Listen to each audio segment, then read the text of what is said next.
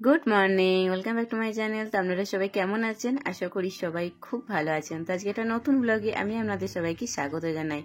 মনি regular খেয়ে যেত হয় কমপ্লান, নাহলে হরলিক্স, নাহলে পিডিয়াশোর, কিন্তু ওর কি মন গেছে, ওর বান্ধবীর মুখে শুনেছে যে তারা নাকি ভাত খেয়ে আসে।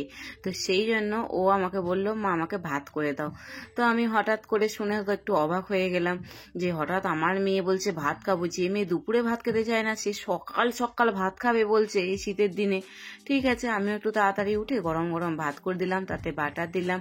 আমি বললাম, মা এখন তো আমি কোনো সবজিপাতি রান্না করতে পারবো না এত সকালে এইটুকু টাইমের মধ্যে, কারণ তোমার টিফিন বানানো আছে, লুচি তারপরে আলু ভাজা এগুলো করে দিয়েছি, আর একদিকে ভাত করেছি, তার সাথে আলু সেদ্ধ দিয়ে দিয়েছিলাম আর ডিম সেদ্ধ একটা গোটা দিয়েছিল। বললো, মা আমি এই দিয়েই খাবো, আমি সকালবেলা সবজিপাতি দিয়ে খাবো না। তারপরে ও স্কুলে চলে গেল, আর এখানে আমি বসিয়ে আজকে শাক ঘন্ট। তো আজকে আমি ডিম করব, মাছ মাংস কিছু করব না। রাত্রেবেলায় দেখি যদি মাংস করি তো করব। পিন্টু মাংস এনে দিয়েছে আমাকে বাজার থেকে, তো সেটাকে ম্যারিনেট করে রেখে দিলাম। রাত সন্ধ্যাবেলায় ভাবছি একটু চিলি চিকেন করব, আর রাতে যদি রুটি বা লুচি বা পরোটা যা হোক কিছু একটা করে দেবো। তো এই যে বড়ি কিনে নিয়ে এসেছি, বড়ি দিয়ে একটুখানি শাক ঘন্ট করছি। বড়িগুলো একটু ভেঙে দিলে ভালো হতো। আর আজকে রান্না করতে একটু দেরি হয়ে গেছে, কারণ আমি আগে যেখানে ভাড়া থাকতাম ওই দিদি আজকে এসেছিল আজকে। তো সেই দিদির সাথে বসে বসে একটু গল্প করতে করতে কোন দিকে যে টাইমটা চলে গেছে আমি বুঝতেই পারিনি। তো তারপরে এখানে ইয়ে করলাম, কি বলে, শাক ঘন্ট করলাম, আর পালং শাক এনেছিল তার ঘন্ট করলাম, আর এখানে মটর ডালের বড়া করছি, আর ডিম কষা করেছি। এবারে মনিকেও আনতে যাওয়ার সময় হয়ে গেছে, তো মেঘাকে ভাবছি গরম গরম বড়া ভেজে খেতে দিয়ে তারপরে বেরিয়ে যাব। তো আজকে দিদির সাথে বসে আড্ডা মারছিলাম অনেকক্ষণ ধরে। তো দিদি বলছে মেঘা তো দেখতে দেখতে বড় হয়ে গেল। তো দিদি সেই ছোটবেলায় যখন মেঘাকে নিয়ে এখানে কলকাতায় ছিলাম তখন মেঘার বয়স ছিল মাত্র 10 মাস। তো সেই 10 মাস বয়স থেকে দিদি ওকে দেখেছে, আর আমি ওই একটা ভাড়া বাড়িতেই 10 বছর কাটিয়ে এসেছি। কারণ ওখানেতে একটা রুমেতেই আমরা থাকতাম, আর একটা তার সামনে ছোট বারান্দা থাকতো, আর ওখানে মানে একটা বাথরুম, কিন্তু 3-4টে ফ্যামিলি মিলে আমরা সেই বাথরুম ব্যবহার করতাম, সব জয়েন্টে। তো এর জন্য অনেক প্রবলেমও ফেস করতে হতো, কারণ জলের জন্য লাইন দিয়ে ঘন্টার পর ঘন্টা দাঁড়িয়ে থাকতে হতো আমাকে, তারপরে জল পেতাম। তো এইভাবে মেঘাকে ওখানে মনি আমার ওখানেই হয়েছিল। মেঘা হয়েছিল দেশের বাড়িতে, কিন্তু মনি আমার কলকাতাতেই হয়েছিল। আমি আরজিকরেতে হয়েছিলাম, আমার দুটো বেবি সিজার করে। তো মনি যখন হতে গিয়েছিল তখন তো আর এক কেলেঙ্কারি হয়েছিল, কারণ আমার যে সিজার করেছিল তো সেই সেলাইটা কাটতে গিয়ে দেখে সেলাইটা ফেটে গেছে দিয়ে, এবং সেখানে ইনফেকশন হয়ে গিয়েছিল, মানে পুঁজ বলুন বা রক্ত বেরোচ্ছিল। তো তার জন্য আমাকে আবার দ্বিতীয়বার সেলাই দিয়েছিল। তো তারপরে মোটামুটি অনেকটা টাইম লেগেছিল। মনি যখন হয়েছিল আমার সুস্থ হতে অনেকটা টাইম লেগে গিয়েছিল। তো সেই কথা আমি আবার অন্য একদিন বলবো, অন্য একটা ব্লগে। আর তারপরে মেঘা তো অনেকটা ছোট ছিল, মেঘা তখন 4 বছর মাত্র বয়স, তখন মনি হয়ে গেছে। মানে 3 বছর যখন বয়স তখন আমার আর একটা বেবি মানে মনি আমার তখন পেটে চলে আসে। তারপরে 4 বছর বয়সে তখন মেঘা হয়ে গেছে। তো মেঘা হবার পরে মনি হয়ে গেছে। তো যেহেতু দুটো বাচ্চাকে একা হাতে সামলানো, আর পিন্টু তখন দোকান থাকে নাই, তো সেই জন্য মেঘাটার খুব কষ্ট যেত, প্রচুর কষ্ট হতো। ওকে আমি ঠিকঠাক সময় দিতে পারতাম না। ওই একটা 4-5 বছরের বাচ্চা, সে আর একটা বাচ্চাকে দেখতো, আর আমি তখন মানে অন্য আদার্স কাজগুলো করতাম। তো ওর বুনিকে মানে কোলে নিতে পারতো না, বসে বসে এই বুনিকে আদর করতো, তার সাথে খেলতো। আর মেঘা যখন ছোট ছিল তখন তো একা এখানে এসেছিল, তো ও একা খুব, বাড়িতে ওর একা কষ্ট হতো। আমাদের বাথরুমটা একটু দূরে ছিল, যেহেতু আমাদের ওরকমই ভাড়া নিয়েছিল পিন্টু ওরকম দেখেই। তো আমার রুম থেকে বেরিয়ে অনেকটা যেতে হতো। তো আমি যখন ওয়াশরুমে যেতাম, ও একা একা, রুমে কেউ নেই, প্রচণ্ড কান্নাকাটি করতো। আর ওর বাবা সকালে বেরিয়ে যেত, রাত্রে সারাটা দিন মেঘাকে নিয়ে আমি থাকতাম।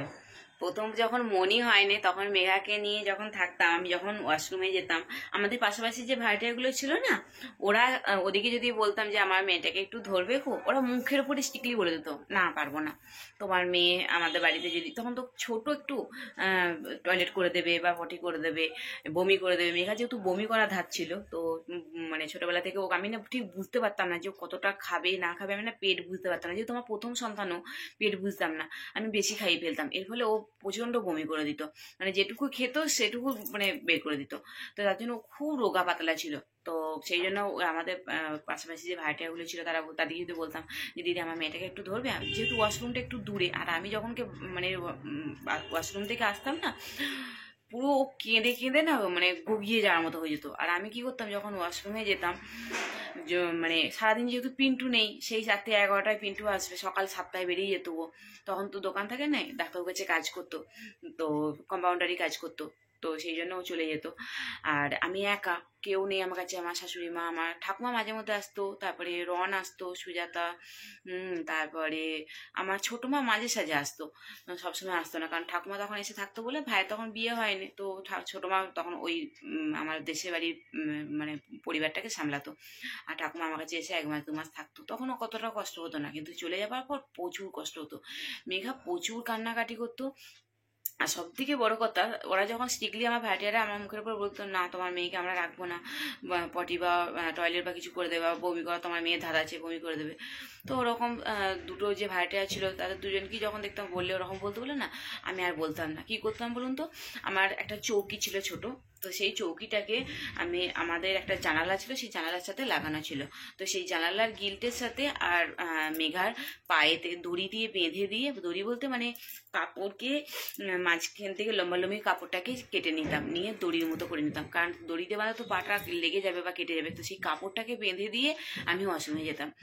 তো যখন ওটা তাও করতে বাধ্য হয়েছিলাম, কারণ আমি যখন ও চৌকির মধ্যে বসিয়ে রেখে ওকে চলে যেতাম, ও চৌকি থেকে পড়ে যেত, কতবার যে ও পড়ে গেছে তার ঠিক নাই, তখন আমি বাধ্য হয়ে ওই পায়েতে দড়ি বেঁধে দিয়ে আর আমি যেতাম, এসে দেখতাম কেঁদে একদম বাচ্চা, মানে নাকের জলে চোখের জলে কোনটা কিছু বোঝা যেত না সময়, এত ছেলেটা মানে মেয়েটা আমার মানে কেঁদে গড়িয়ে যেত, যেহেতু ঘরে ফাঁকা কিচ্ছু নেই, আর তখন আমার টিভিও থাকে না যে আমি টিভি চালিয়ে দেবো, কারণ আমি যখন দেশের বাড়িতে গেছিলাম শুধু মেঘাকে নিয়ে এসেছিলাম, আর আমার পরনে গোটা 4-5 শাড়ি নিয়ে এসেছিলাম, তখন আমি নাইটি ফাইটি কিছু পরতাম না, দেশের বাড়ি থেকে গোটা মতো শাড়ি নিয়ে এসেছিলাম আমার বাবার দেওয়া, এই দিয়ে আমি এসেছিলাম। তারপরে এখানে এসে তো টুকটুক করে সব বাসন কুসন কেনা, আমার বাবাও অনেক আমাকে বাসন দিয়েছিল, আর আমরা মেঝেতে শুতাম, আমার বাবা একটা লেপ দিয়েছিল, তো সেই লেপটা পেতে মশারি খাঁচিয়ে আমরা মেঝেই শুতাম, তখন চৌকিটাও থাকে না। তারপর মেঘা যখন ঠান্ডা লাগা শুরু হলো, যেহেতু মেঝেতে একটা লেপের ওপর শুয়ে থাকতো, তারপর ওর বাবা চৌকিটা কিনলো, আর তখন পয়সা কড়ি আর্থিক দিক থেকে খুবই দুর্বল ছিল পিন্টু, তো সেই জন্য ওই চৌকিটার মধ্যে তারপরে ওকে বেঁধে দিয়ে তারপরে আমি যেতাম, মানে এত মেঘার কষ্ট গেছে। তো তারপরে তো এইভাবে আস্তে আস্তে দিন যেতে যেতে মেঘা যখন 3 বছরে, তখন তারপরে মণি হলো, না মেঘা যখন 4 বছর তখন মণি হলো, তারপরে তো ও মণিকে পেয়ে মণিকে নিয়ে খেলা করতো আর করতো। একদিন কি হয়েছে, মণিকে নিয়ে খেলা করতে করতে বললো, মা আমি একটু কোলে নেবো, আমি না তোকে কোলে নিতে হবে না, আমি তখন বারান্দায় রান্না করছি, মানে এই ঘর আর দরজা থেকে বেরোলেই বারান্দা আর কি, বেডরুম থেকে বেরোলেই বারান্দা, বারান্দার মধ্যে স্ল্যাব করে থাকতো, ওখানে রান্না করতাম। আমি না তুই বোনিকে কোলে নিতে পারবি না, পড়ে যাবি। আমি বারান্দায় দুধটা ফুটিয়ে আনতে গেছি, মানে ফোটানো হয়ে গেছে, নিয়ে আসতে গেছি, তখন দেখছি ও আমার কথা না শুনে ওর বোনকে কোলে নিয়েছে। এবার যেই কোলে নিয়েছে, ওর বোনের ভাতটা, মনি যেহেতু একটু মোটাসোটা ছিল প্রথম ছোটবেলায়, ভাতটা ও রাখতে পারে না, ও তখন 4-5 বছর, ও কি করে 5-6 বছরের মেয়ে কি করে বোনের ভাতটা রাখবে, পুরো বোনকে এইভাবে কোলে তুলেছে, তো পাগুলোকে ধরে আছে, আর পুরো বডিটা মাথা থেকে নিয়ে পুরোটা এটা পুরো পড়ে গেছে, বোনকে নিয়ে এইভাবে পড়ে গেছে, যেই পড়ে গেছে ওর বোনের তো মাথাটা লেগেইছে, আর ও যে পড়ে গেছে ওর পিছনে মেঘার মাথাটা লেগেছে, কারণ ও সোজা থাকতে দাঁড়িয়ে থাকতে থাকতে পড়েছে বোনকে নিয়ে। আমি তো এসে মানে মনিকে দেখি, আমি তখন এমন মনি কান্নাকাটি করছে, মানে ওকে দেখে আমি কান্না শুরু করে দিয়েছি, কপালটা সঙ্গে সঙ্গে এরকম ফুলে গেছে, আর তখন ফ্রিজ থাকে না আমার যে বরফ দেবো কিছু, তো জল দিয়েছি, দেওয়ার পরও মানে তখনও বাচ্চার কান্না থামে না, কিচ্ছু না। তো পাশাপাশি যে দিদিরা থাকতো, বলতাম না ভাড়াটিয়া না, কিন্তু ওরা যে দিদিটা মাঝে বেড়াতে এসেছিল, মানে আমার ইন্দ্রাণী, অনেক ব্লগে ওকে দেখেছেন, ওই দিদিটা ওকে ডেকেছি, ওরা ওখানকার প্রতিবেশী, ওরা ভাড়াটিয়া না, ওরা ছুটে এসছে, দিয়ে মেঘা তখন বোনের কান্না দেখে, আমার কান্না দেখে ও কাঁদছে, দিয়ে তারপরে যখন মনির একটুখানি কান্নাটা থামে, কান্নাটা থামার পরে ও বোনকে আদর করছে, মাথায় হাত বুলাচ্ছে, মানে মেঘা সবাই চলে এসছে আমাদের বাড়িতে, ও তখন কি করবো বুঝে উঠতে পারে না, সবাইকে দিকে ও আরো কান্নাকাটি পাচ্ছে, আমাকে সবাই মিলে মারবে, এরকম একটা ওর মধ্যে ভয়। দিয়ে তারপর সবাই যখন চলে যায়, আমার পাশে বসে বসে আমি ওর বোন কাঁদতে কাঁদতে কাঁদতে কাঁদতে খাইয়ে দিলাম, তারপরে ঘুমিয়ে পড়েছে, মাথায় হাত বুলাচ্ছে ওর বোনের, তখন আমার পাশে বসে বসে বলছে, মা বোন পড়ে গেল, আমি কোলে নিয়েছি, কিন্তু আমারও না মাথাটা খুব ব্যথা লেগেছে, মানে আমরা মনিকে নিয়ে এতটা ব্যস্ত, মানে মেঘার যে ব্যথা লেগেছে ও তখন ওর নিজের ব্যথাটা আমাদেরকে বলে নাই, মা আমার মাথার পিছন দিকটা হাত দিয়ে দেখো, আমার মাথাটাও না খুব ব্যথা হচ্ছে। তারপরে যখন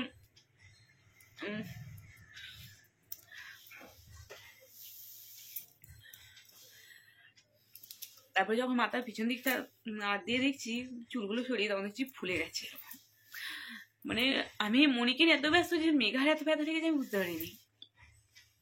এরকম কষ্ট গেছে। তারপরে আর্থিক দিক থেকে এত দুর্বল ছিলাম আমরা, ও প্রতিদিন বলতো মা আমাকে একটা পয়সা দেবে, আমি চকলেট খাবো। তো আমি ওকে প্রতিদিন 1 টাকা করে দিতাম। সত্যি কথা বলছি, ওর বাবা আমাকে তখন প্রতিদিন 5 টাকা করে হাতে দিয়ে যেত, বলতো এর থেকে মেঘাকে কিছু কিনে দেবে তুমি। সকালে যাওয়ার সময় আমার হাতে 5 টাকা দিয়ে যেত আর বাজারপত্র সব করে দিয়ে যেত। তো আমি সেই তার থেকে 1 টাকা আমি মেঘাকে দিতাম। আর সেই তখনকার দিনে সেই চান্তারা চকলেটগুলো হয় না, ওই চান্তারায় 1 টাকায় 4টে পাওয়া যেত। ও দৌড়ে দৌড়ে মানে দৌড়নি কে থেকে 2-3 মিনিট, আমি যে মেন গেটটা ছিল একটা পাঁচিল দেওয়া, ওই গেটটা থেকে বেরিয়ে আমি দেখতাম তুই যা, আমি বোনকে নিয়ে কুলে করে দাঁড়িয়ে আছি, তুই যা চকলেট কিনে নেয়। ও কিন্তু দৌড়ে দৌড়ে যেতে কিনে নিয়ে আসতো। ওই 4টে চান্তারায় ওর প্রতিদিন কপালে ছিল, ওর বেশি কিছু না। এবার ওই যে পাশাপাশি যে প্রতিবেশীরা ছিল, যে দিদির কথা বলছি, ওনার হাজবেন্ড বা ওনারা, তো ওনারা যদি কেউ দোকানে কিছু কিনতে গেছে সেই সময় যদি তো মেঘা চলে গেছে, তো ওরা দেখে কি করতো, ওই বলতো কি রে কি নিতে এসছিস মেঘা তুই? না জেঠু আমি চকলেট নিতে এসছি। তো তখন বলতো ক টাকা চকলেট নিচ্ছিস? বল না 1 টাকা। তো সেই করে ওর জেঠু তখন হয়তো আরো 2-4 টাকার কিছু ওকে কিনে দিত। ও যে কি আনন্দ করে দৌড়ে দৌড়ে আসতো, আমি দেখতাম দূরে দাঁড়িয়ে দাঁড়িয়ে, যে কি মুখে হাসি। আমি কি হয়েছে, এত আনন্দ কেন তোর? মা দেখো আমাকে জেঠু না অনেক কিছু খাবার কিনে দিয়েছে, সেই জন্য এগুলো বসে বসে খাবো, চলো। আর্থিক দিক থেকে আমরা দুর্বল ছিলাম, মানে এরকম দিনও গেছে। ওই রুমে পড়ছিল, ও দেখছে যে মা গলাটায় কিরকম কান্না কান্না পড়া লাগছে, তো ও আমাকে বলছে কি হয়েছে কি হয়েছে, কিছুই হয়নি। তো সেই জন্য এখন ওদিকে আমি চেষ্টা করি 2 বোনকে কোনো কষ্ট না দেওয়ার, কারণ অনেক কষ্ট পেয়ে মেঘা বড় হয়েছে। মেঘা যখন বমি করতো, বমি করার পরে না মানে আমার এত রাগ হয়ে যেত যে আমি মানে 1 থেকে 2 ঘন্টা লাগতোই ওকে খাবার খাওয়াতে।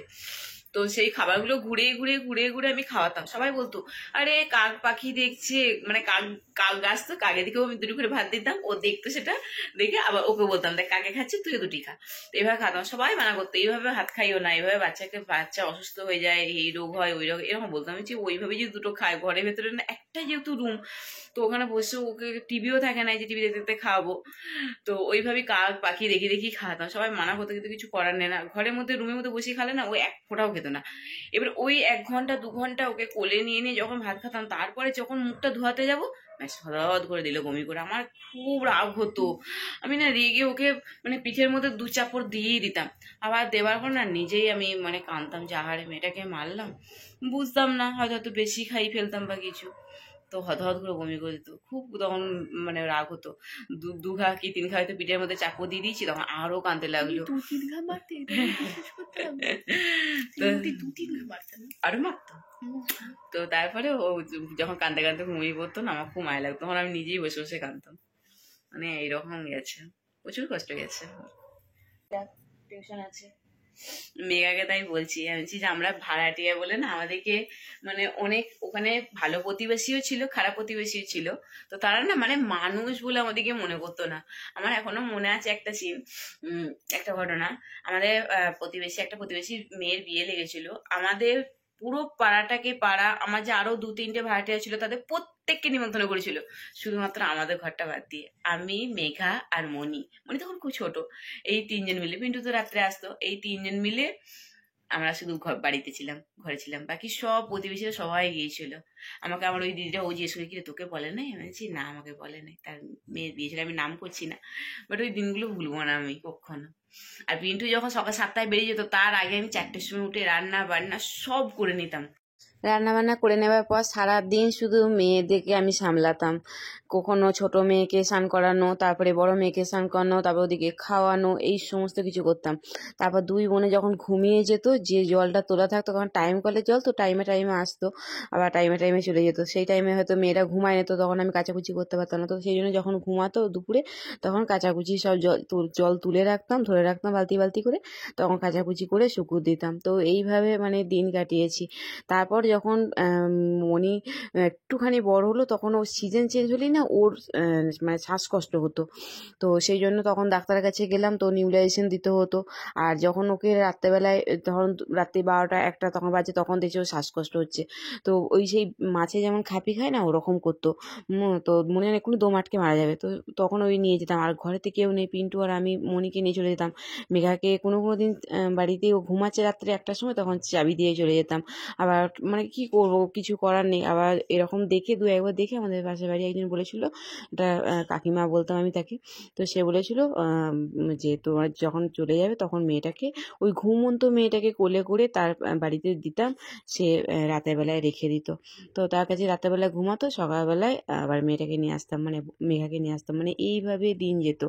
তারপরে যখন দেখতাম যে ছোট মেয়েটার জ্বর হয়েছে, ঠিক তার সকালে ছোট মেয়েটার জ্বর, বিকেলবেলায় দেখছি যে মানে বড় মেয়েটার জ্বর এসে গেছে মেঘার।